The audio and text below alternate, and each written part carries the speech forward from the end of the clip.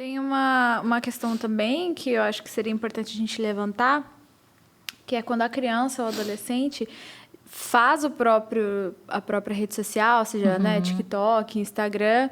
E que talvez até seria proibido ali de ter, mas ela faz. Porque a maioria das redes sociais tem um limite de idade, né? Mas a gente vê muitas crianças, tal. Algumas delas fazem vídeos e fotos escondidos dos pais, né? Por causa da questão do uso do celular que tá o tempo todo, né? Quais são os riscos que essa criança corre? São muitos, mas eu acho que principalmente o risco é das pessoas do outro lado da tela, né? Quando a gente fala em criança, aí eu acho que a questão de abusos, pedofilia, o risco é muito grande nesse sentido. Por quê? Porque daí a gente parte do princípio de que esses pais não estão tendo conhecimento do que está acontecendo. E se eles não têm conhecimento, eles não sabem com quem os filhos estão falando, que tipo de conversa está sendo gerada, os riscos que essas crianças estão correndo. E aí a gente vai dar um passo para trás. A importância do vínculo entre pais e filhos, né? Porque se é uma criança que tem vínculo com esses pais, provavelmente ela não vai fazer isso escondido.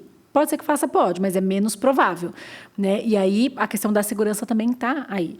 Porque uma criança que tem vínculo com os pais, uma criança que tem conversa, que tem diálogo, que confia nos pais, se acontecer alguma coisa, ela vai contar para esses pais. Esses pais vão poder defendê-la, ajudá-la a protegê-la. Agora, se é uma criança que não tem esse vínculo, que cresce o tempo todo no celular, que só se vincula com amigos virtuais, ela não vai contar para os pais. Então, ela está exposta a esses riscos, a esses crimes virtuais, né, que a gente sabe que existem. E aí a gente também tem dificuldade de resgatar essa criança desse lugar de novo, né? Sim. Porque para ela é um estímulo já... Porque a gente vê que não é só a própria criança que faz, né? Mas o coleguinha, um amigo, né? Na escola, todo mundo faz a dancinha, né? E aí isso também, para ela, é não se sentir em comunidade, né? Porque se todo mundo faz, por que eu não posso fazer, né? E aí ela tendo essa restrição dos pais, isso também vai gerando muitos conflitos, né? E por isso que a gente tem que trabalhar muito na questão da identidade das crianças, né? Porque, invariavelmente, elas vão passar por esse lugar, em algum momento da vida, né? Todo mundo faz, eu não faço. Na nossa época, a nossa mãe só falava, você não é todo mundo, né? Era só isso. Mas todo mundo vai na festa, você não é todo mundo, você não vai. Hoje em dia, isso não é muito aceitável pelas crianças e adolescentes, né? Porque eles querem ter esse senso de pertencimento. Mas se a gente trabalha desde bebezinhos, desde pequenininhos, a identidade das crianças, porque a grande questão hoje é essa, as identidades, elas estão vulneráveis e deturpadas, né? Então, se a gente trabalha desde cedo quem essa criança é, a importância que ela tem, o quanto ela é amada, o quanto ela é querida, o quanto ela pode confiar naquele núcleo familiar, ela provavelmente, e tudo eu falo provavelmente porque é muito subjetivo, né? Mas ela provavelmente não vai precisar estar nesse lugar de fazer o que todo mundo faz para se sentir aceita e amada, porque ela já sabe que ela é aceita e amada mesmo que ela não esteja lá, né? Então, é muito importante a gente trabalhar a identidade das crianças e dos adolescentes. Eu falo crianças porque começa na infância, né? Na adolescência já está finalizando a construção dessa identidade. Mas o quanto é importante trabalhar isso para que quando elas se depararem com esses momentos desafiadores, elas possam se manter firmes no posicionamento delas, né? Entendi. Existe pelo menos eu já dei uma pesquisada, uma tendência, que aí vai ter que se observar se é isso mesmo, que adolescentes estão saindo dessas redes sociais maiores, onde só se posta o lado bom, muito filtro.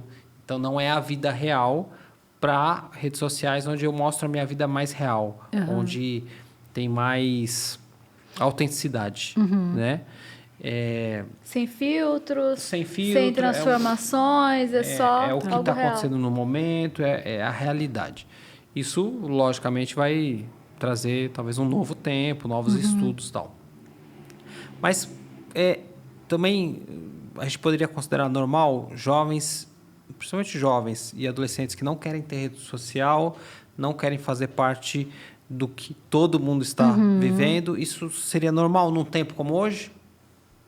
É exceção, mas não é porque é exceção que não é normal. Seria o mais saudável, na verdade. Né? Eu acho que daí são adolescentes e jovens que preferem esse contato humano, real, do que o virtual. Né? Eu atendo adolescentes que têm essa dificuldade de estar nesse lugar, né? Que falam, eu não posso, eu não gosto, eu não sei mexer em celular, eu não quero estar lá. E não tem problema nenhum, né? Eu acho que isso é muito da identidade, não tem problema nenhum. Porque a gente tem a falsa sensação de que os adolescentes ou jovens que têm o domínio sobre isso têm mais a questão da sociabilidade, têm mais interação social, têm mais a questão da comunicação. Não necessariamente, porque a comunicação virtual é diferente da comunicação pessoal, né? Então, não, eles não são jovens que têm nenhum tipo de problema, de maneira alguma, mas aí eles vão ter que se relacionar com os iguais. Porque daí eles vão se identificar com aqueles que também não têm tanta facilidade, não têm tanto desejo de estar nas redes sociais para que eles consigam ter interações mais bacanas. Até porque não se relaciona, né? Quem não está na rede social e quem está na rede social geralmente não pertence ao mesmo grupo, não consegue se relacionar. Entendi. Como líder de jovens, hoje talvez o maior problema relatado seja a pornografia. O acesso muito fácil à pornografia. Coisa que há 12 anos atrás, quando eu comecei, não era tanto. Né? E eu acho que até mais antigo, né? Líderes mais antigos, o que era pornografia? Era uma revista Playboy. Né? Hoje é pornografia pesada. Né? E me parece que até crianças, né? É mais cedo que elas estão tendo esse contato. Estou saindo do ambiente cristão aqui, porque eu estou falando de liderança cristã. Fora, seria esse o maior problema ou existe um outro? Da pornografia? Não, em relação ao meio digital, a esse acesso. Hoje, o maior problema seria o acesso à pornografia? Seria hoje o mais sério? Sim, porque os adolescentes que estão começando a se identificar sexualmente, eles procuram por informação onde? Google, né? E onde o Google vai direcionar? Para pornografia.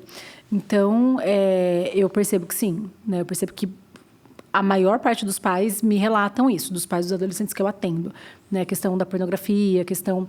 e aí entram várias questões, né? Da homossexualidade, da heterossexualidade, porque pornografia com crianças, em grupo, né? E aí, enfim, todas essas novas modalidades que cada dia é uma coisa nova que a gente nem dá conta de acompanhar. Mas porque a questão da curiosidade sexual, ela é natural e saudável no adolescente. Todo adolescente tem essa curiosidade, é natural e é saudável que tenha para que lá na frente ele possa desenvolver isso de maneira prática nas relações, na relação que ele vai ter dentro do casamento.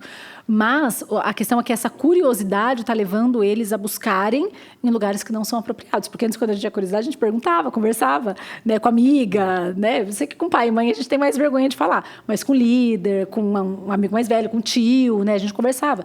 E hoje a gente não precisa mais desse contato, desse diálogo. A gente vai direto na fonte, só que, como eu falei no começo, o problema é que essa fonte é deturpada, essa fonte não é a realidade. E aí vai deturpar toda uma questão de identidade sexual mais para frente. Então, é uma das grandes questões, sim. Esse é um corte do nosso NSDC Cast. Se você quer assistir o vídeo completo, o link está aqui na descrição.